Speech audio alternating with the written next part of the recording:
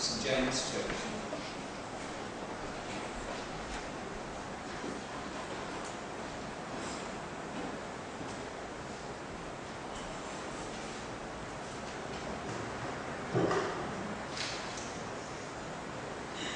Hello everybody. It's just such a blessing this day is happening, and listening to Venerable Wu Ping, I'm so passionate about meditation and all things to be saying that I want to say, but I'll keep myself restrained and hopefully to the time. In June 2011, as I was driving home from Brisbane, having attended an essential teaching weekend with the Christian meditation community, these words came to me very strong and very clear. Meditation is the answer. And my journal entry at the time reads, meditation, bringing the world together in silence, in peace, with respect for each other's differences.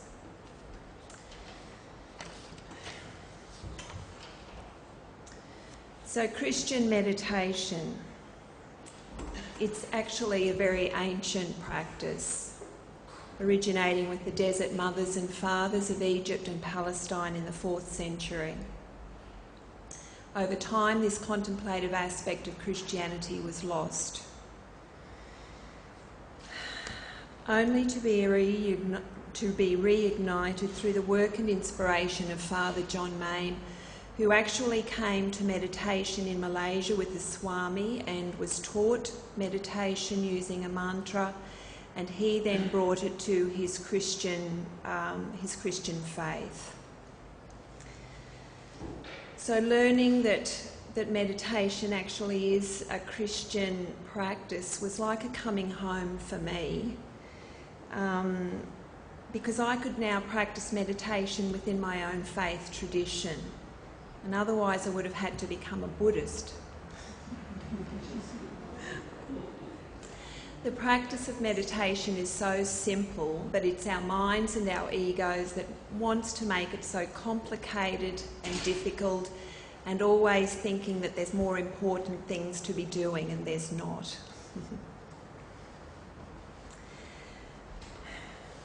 So in Christian meditation we sit still and silent. We sit however is comfortable for us, whether that's cross-legged on the floor or in a chair.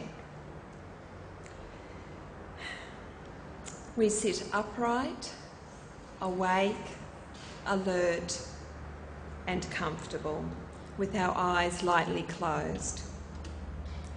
We use a mantra, and a mantra is it can be a sacred word or a secular word, which is simply repeated for the time of the meditation. And within the Christian meditation tradition, we say it silently within our own hearts. And the mantra that we use is Maranatha, and it's an Aramaic word, which was the language of Jesus. And it simply means, "Come, Lord." So we also say it in 4 syllables, Maranatha, and it in time melds with the breath, so it can be said on the inhalation, Mara, and on the exhalation, Natha. Or you can simply say it on the exhalation, whatever you find fits in with your own breathing rhythm. A mantra gives the mind something to hold on to, and there's the story of the elephant going through the markets with its owners, and its trunk is reaching out for all the good things it sees. Its senses are stimulated and it wants to grasp onto them. So the next time the owner takes that elephant through the markets, it gives it a bamboo log to hold on to. So the elephant is content. It has something to do with its trunk, and it walks through the markets undistracted. So a mantra is like that for our minds. It gives it something to hold on to, but don't be afraid, your minds will still wander, and minds were born to do that. So we use the mantra we notice our mind has wandered, and then we bring it back to the mantra without judgment, without analysing, without being harsh on ourselves. We simply keep bringing it back again and again and again. So the mantra is said attentively and slowly in 4 syllables. And as we say it, we listen to it. It's as if we're saying it with love and attention and care. And we come to our meditation practice being gentle with ourselves. We're letting go of judgment, not thinking, well, I'm not doing really well today, or that was a waste of time.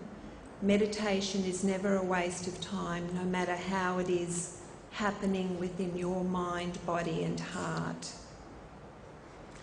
We let go of the need to analyse whatever thoughts or whatever images come up. We simply notice and we come back to the mantra, always coming back. So ideally within the Christian meditation, we meditate twice a day, morning and evening, 20 to 30 minutes, with the idea of likening the mind to a glass of muddy water, and it takes that time for the mud to settle and for the water to clear. Meditation has many benefits, and you know, for me, this time is now. The time for meditation is now. It's like the time is ripe. And so we're constantly reading about the many benefits of meditation, and they're mental, they're emotional, they're physical, they're psychological. It has been found when there is a spiritual dimension to meditation, the benefits are more profound. So from individual meditation, which was my practice as with my yoga practice, I then went to leading group meditations. And my learning in this was quite staggering and amazed me, because what I found within the group meditations amongst people who barely knew each other was this incredible sense of connection and unity being created. And Father John Main, who initially started the world community of Christian meditation, he was very passionate about the importance of meeting regularly in meditation groups, because it was his firm belief that meditation creates community. It's an enigma, really. No words and no actions, and yet the creation of community. And it has to be experienced to be felt. I also believe that when we meditate together, we create pockets of peace, and it begins in our own hearts, because if there's no peace in here, there's no peace anywhere. So it has to start with ourselves, and that is our responsibility. And then when we come together in groups, we create a pocket of peace within the space that we are meditating. And that peace doesn't just stay there, it emanates out into the community and out into the world. So your practice of meditation individually within a group, it spreads. The benefits spread like the fragrance of a beautiful flower. So the work of the world community of Christian meditation just inspires me constantly. Meditation, Christian meditation groups are growing within the world, all over the world.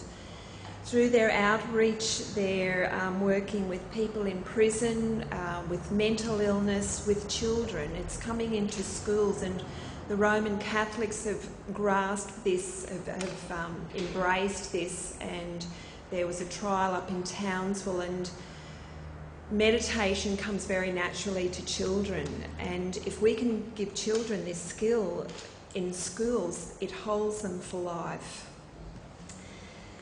So the World Community of Christian Meditation is also a strong advocate for interfaith dialogue, verbally and in silence. It's bringing the world together. And I just have to tell you this little story. A few years ago I taught my mother meditation. It was Christian meditation. She began to suffer with very severe depression. She had never done anything like that in her life. It was her choice to sit with me. And after 20 minutes I would bring her out of the meditation, she would open her eyes, and I would just see this transformation and this love shining out of her, and it was such a blessing. And she's in aged care now, and yesterday she started her first meditation group.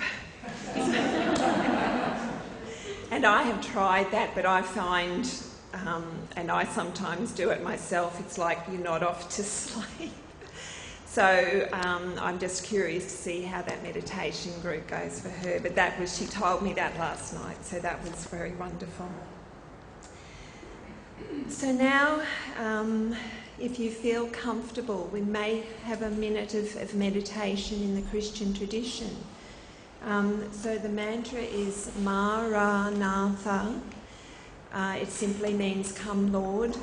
And if we think of Jesus, Jesus was a man of love, a man of compassion, a man of forgiveness. He very much was passionate about the care of the vulnerable in society. So if you would like to now, sit comfortably, sit upright. You may like to rest your hands in your lap, however feels comfortable for you. With the hands, with the palms upward, that's the oldest prayer gesture known to man, simply with the palms up, fingers relaxed. So be aware of your body from the crown of your head. Just bringing that awareness there will bring relaxation, and let that awareness and relaxation glide down over the face, through the skull, the mind, down over the shoulders, the arms, and into the hands, quiet and still. There's nothing to do. Bring your awareness to the chest, the belly. Take a breath into the belly and exhale, and let that belly relax totally. Feel the awareness in the back, the buttocks, the legs, and both feet planted on this beautiful earth. Awareness of the whole of your body, still and quiet, present. Feeling the breath now in the body. You have no wish to change that breath, you are simply being witness to it. Your natural rhythm of breath in and out. So coming to the mantra now, Maranatha.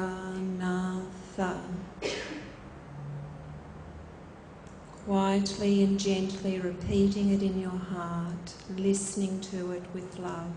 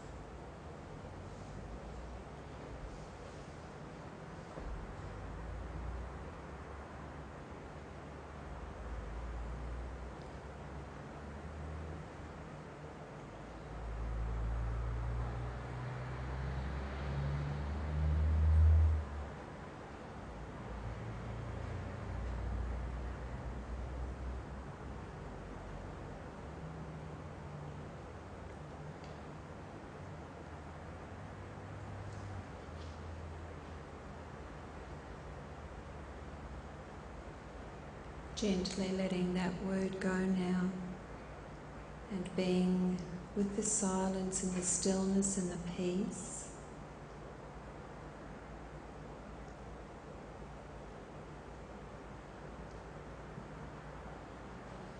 Allowing your eyes to open.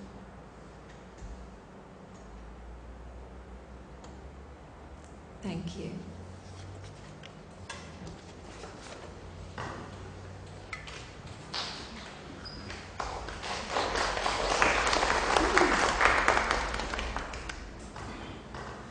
Thank you very much, Joe. And I guess in the Christian tradition, that's been a recovery of what is really an ancient practice, and some would say it probably goes back way into to the disciples and maybe to Jesus' own practice of going away into quiet spaces, which is a regular pattern that seems to emerge from the Gospels.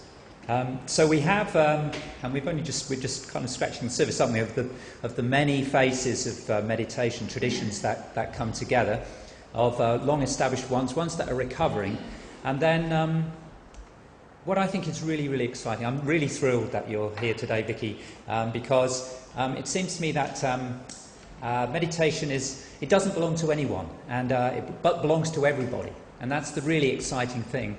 And this is happening in our society more widely, whatever tradition you come from.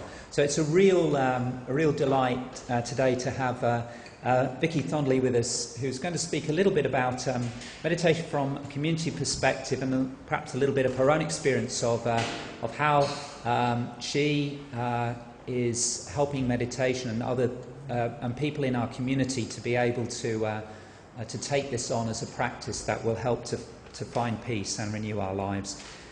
Vicki is the owner of Mind, Body, Food, and she's a holistic therapist who specialises in mindset, lifestyle, stress and eating disorders. She has a special interest in neuroplasticity, mind-body medicine and mental programming, self-talk. Over to you, Vicki. Thank you very much.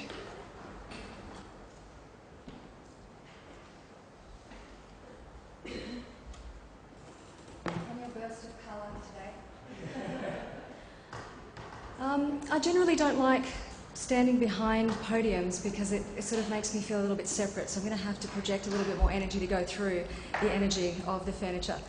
So I have a few questions for you as members of our community. Who in here in the last 7 days have felt stressed? Overwhelmed? Frustrated? Rushed? Hurried? Had trouble sleeping because of that monkey mind that we have that sometimes likes to attack us right at that moment when we really want to go to sleep? Yeah. So who here suffers from high blood pressure? Digestive disorders? Yeah. Yep. And there's probably a few people in the room who have or who know someone in their family who suffer from depression. A little bit. Yeah? Okay. Can everyone hear me now down the back? Yeah? Great. So as members of our community, we have quite a lot of individuals, but we all suffer from various challenges in our lives. And these are the sorts of things that people come to me to learn meditation for. They come to learn how to quiet their mind. They come to learn how to switch it off. They come because they are on medication and they would like to get off of the medication. They come because their doctor is suggesting that they should go on medication, and they are choosing to try to find something natural before they take that step because they're just not quite sure about putting a toxin or a chemical into their body. So there's various reasons why people come to meditation and want to learn from our community. And the blessing for me is that I love to teach it. I've been meditating for about 25 years, since I was about my mid-teens, which, yes, if you do the maths, makes me nearly 40, and don't I look fabulous for my age? Yes, thank you. Over the 25 years that I've been learning and studying meditation and becoming a teacher of meditation and even a meditation therapist, which is a fairly new term, I've learned a lot of different styles. And I teach a lot of different styles. And the reason that is because we are all individual and we all learn differently. We all have different learning styles. Can you hear me? You seem unsure that you can't hear me. Is that a bit better? Yeah? Okay, please tell me if you can't. So, because we all have different learning styles, I teach a lot of different styles of meditation. So I do teach sitting, I do teach walking meditation, I do teach chakra meditation, I teach guided visualization meditation, I teach mantra, which is a non-religious form of transcendental meditation, which is a very old form, Tratak. I teach all kinds of different styles of meditation throughout my weekly classes, and I introduce a few of these styles to my students in my courses so that for all of the students, for all of the individuals, they can experience a style of meditation that may resonate for them, so they can then use that meditation style to create a daily practice. Now, the mind and body. Who thinks the mind and body is separate? Who thinks the mind and body is one? Yes, it is. The mind and body is connected by the central nervous system. The central nervous system is quite an intelligent piece of mechanics, just like our gut instinct or our inner wisdom. Our digestive tract has quite a lot of neurons, 500,000 to be precise, or around about. And that's more neurons than our brains have.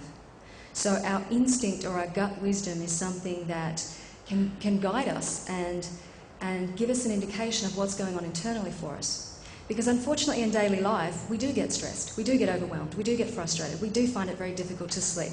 And that stress interferes with our concentration, it interferes with our ability to function throughout our daily life and be present and mindful to what's going on for us. It also interferes with our ability to sleep and to do all the things that we want to do without our head taking over. And what happens when our head takes over? We're in our mind worrying about what happened yesterday. We're still worrying about what someone said to us earlier today. We're worrying about the things that we need to do tomorrow. So when are we actually in the moment? Because believe it or not, whatever you are thinking up in your mind, your thoughts, your beliefs, your values in your subconscious mind, the things that are programmed into us, particularly from an early age, generally between 3 and 7, those beliefs, values that are programmed into us from an early age, they influence our thinking and our thoughts and our self-talk. And our thoughts and our thinking influence our feelings and our emotions within our body. And our emotions and feelings influence our behaviour. So if we have a lot of self-talk that's going on up in our head, and we're disconnected from our body because we are too much up in here worrying about all the stuff that's going on external to us, even though we might be missing those little aches and pains, those little digestive upsets, the tension and tightness that's developing in our shoulders and up in our neck, and we think, oh, I'm too busy to worry about that. Oh, that's sore, but I have to do this. Our body is constantly listening. Our body hears every single thing that our mind says, and it responds. The cells in our body respond to our thoughts and our thinking. When we think negative, low thoughts, the cells in our body, they shrink, they tighten, just like our posture, and we become stiff, we become tense, and we hold that tension and tightness within our bodies. When we're thinking more positively, and when we are thinking with a little bit more proactivity, or even if we don't believe it, we say to ourselves, I'm willing to change, I can do this, then the cells in our body, they expand. They feel a little bit more happier. The energy vibration has increased, and our mood increases as well. So the mind and body are definitely one.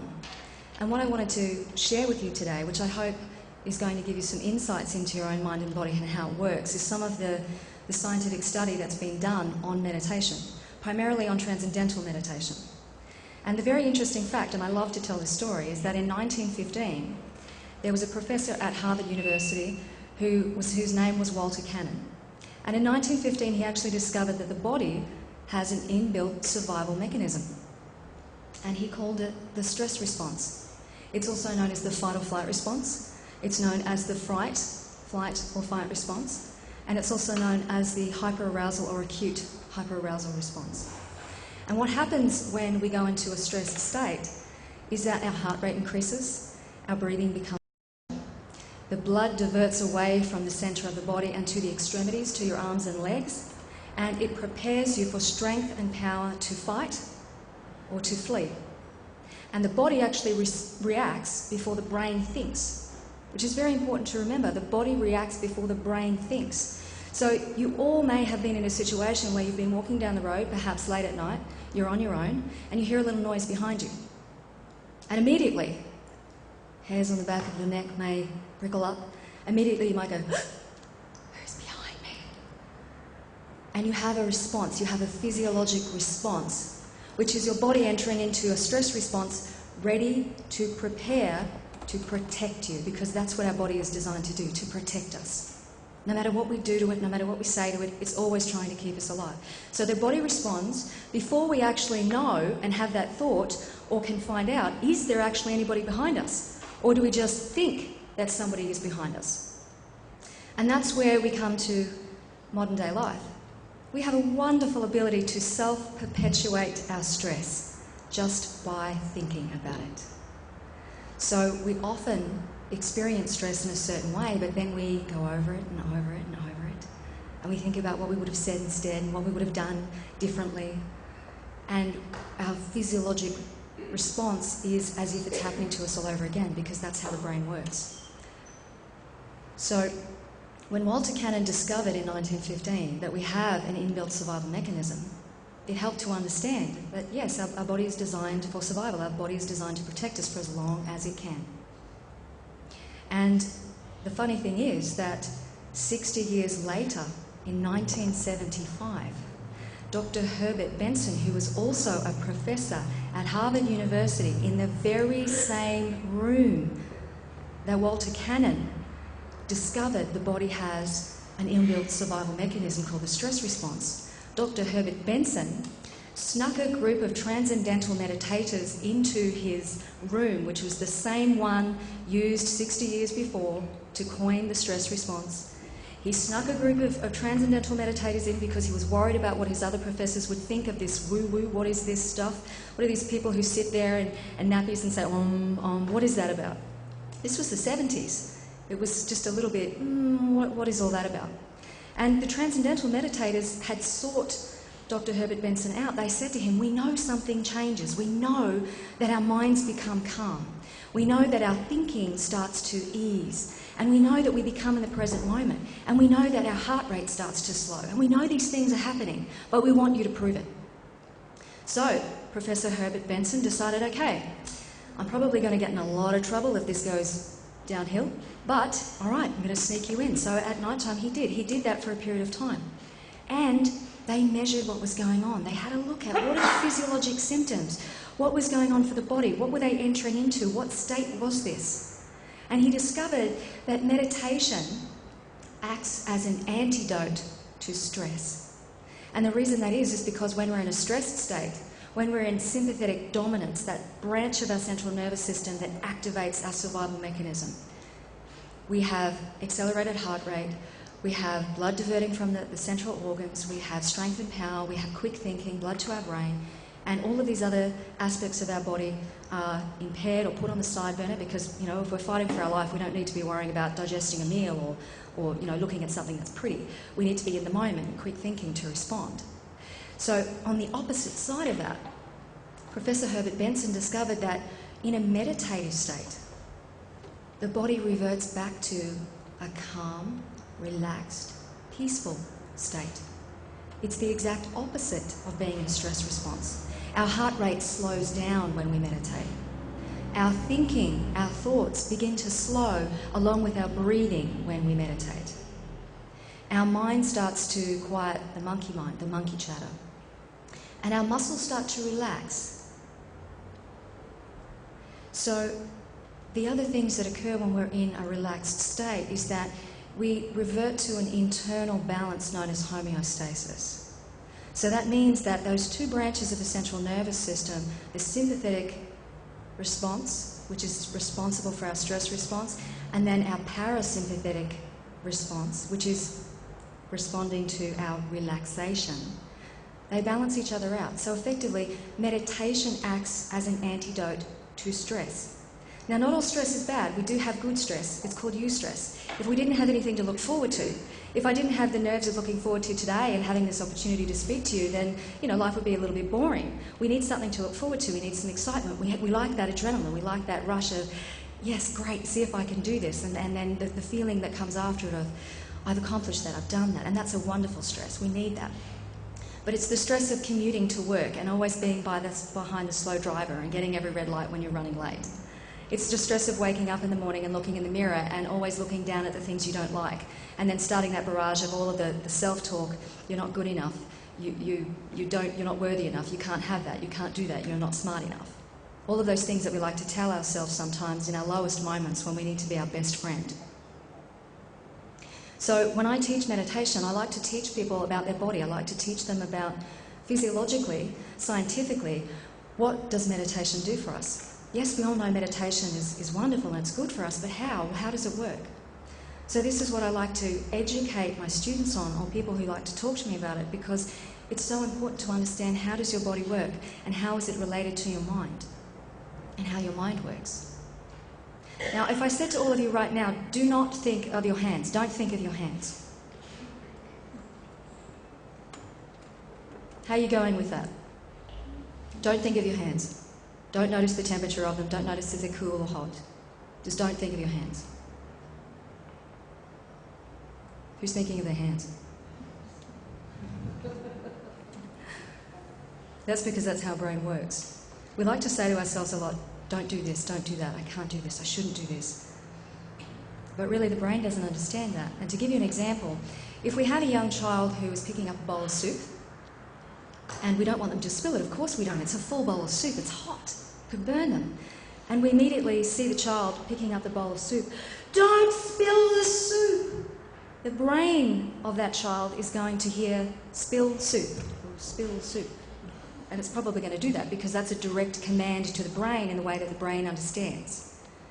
A more productive way of speaking to the child's brain would be to say, hold the bowl steady, hold it steady, hold it steady. It's a direct command. Now, the reason I share this with you is because we have a lot of self-talk going up in our heads. And unfortunately, the majority of our self-talk is negative. And most of the time, because we are so stressed and we are so busy and we have so many commitments and so many responsibilities and so many people depending on us and relying on us and things we need to do, we don't pay attention to what we're thinking. So we have all of that self-talk from our mental programming, from our negative beliefs, going on up in there in the subconscious mind, which is 1,000 times more powerful than our conscious mind, and it's driving us to say all these negative things to ourselves. Perhaps because mum or dad said that to us when we were a child, and because it made us feel so bad, we started to believe that it must be true. Or maybe because in the schoolyard the children teased us, didn't really have an understanding of the impact of their words, but because they wanted to fit in, because they wanted to belong, because they wanted to make the other kids laugh, they said something nasty or mean to you. And eventually, if that happens enough and enough, we start to think, is there something wrong with me? I must not be good enough. That must be right. And then we adopt those fears as beliefs, which then get in the way and shape a lot of the direction of our lives as we get older. So I get a lot of people from the community who come to me who don't actually realise that. They don't know that. Until they sit down and we learn. We learn how the mind works. We learn how the mind and body are connected and how they are affected back and forth between. And we talk about mindset, we talk about beliefs, we talk about the subconscious mind and the conscious mind. And we use various different forms of meditation to help them to let go of all of that external noise long enough so that they can sit with their inner voice and sort what's true, what's fear, what am I attached to that is causing me pain, that I relive it every day. And so we use various types of meditation to do that, to affect that. So we may use a mantra, Sometimes it may be a Sanskrit mantra. Sometimes it may be a word or a phrase or a sound or an object that is directly personal to the person who is practicing their meditation. And we sit with it. And we use breathing. And we might count our breath. Or we might simply say to our brain as we're breathing, I am breathing in, I am breathing out. Or I am open to receive, and I let go of all my stress. So the simplest way that I like to tell people what I think meditation is, a very simplistic view, is that meditation is a lovely way to develop a relationship with yourself. Because you can't change other people, and you aren't responsible for what other people think or say or do. But you can change you, one thought, one day at a time. And you are responsible for what you think, what you say, and what you do, and that's it. So when you cultivate a relationship with you, the most important person in your life, then that relationship is going to affect all of the relationships outside of yourself. But it must start with you. So meditation, whether you practice under a faith or you practice simply because you love to do it, it is a personal journey. Meditation is a relationship with yourself. And that can mean anything if you want it to. But hopefully it means that you're going to create a daily practice of being with yourself and being okay with what you find, of cultivating self-love and self-acceptance. Because if you can't love and accept yourself, you'll very likely struggle to give it or to receive it from the people around you, because there'll always be that thought of, am I good enough? Do I deserve this? You are good enough. You do deserve it. So practice self-love and use meditation as a way to do that. Cultivate that relationship, that inner voice, that authentic self, that true part of you that often gets lost in the external noise of daily life.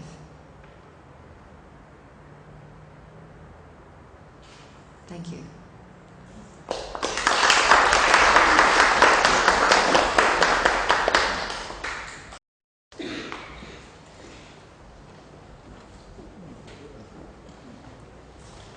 Thank you very much indeed, Vicki. That was wonderful. We will have a break now for, it says coffee, but I think there's some orange juice and various other things. It's a chance to, actually to practice some sort of self-love, but also love for others in terms of the wonderful hospitality that there is in this place. And then we'll gather again in about 15 minutes. Pam's going to say something about meditation from a Quaker perspective, and then we'll have a little chance. We thought we'd bring those speakers together, not necessarily for them to say a lot more, but maybe some of them we do want to ask for a little bit more. And what Vicki said just now was fantastic, and so many different dimensions to that we might want to explore a little further. But it's an opportunity for us maybe to, as we take time over coffee and we let things percolate, maybe there's some things that have been said today that have, just sparked our interest or deepened our understanding of ourselves or of our world that we might like to share together. And then after that, Joe will say something about how we, one or two of us think, one or two ideas about how we might help together to take these, take meditation further in our community. So, toilets are through there as well, and enjoy time together. Thank you.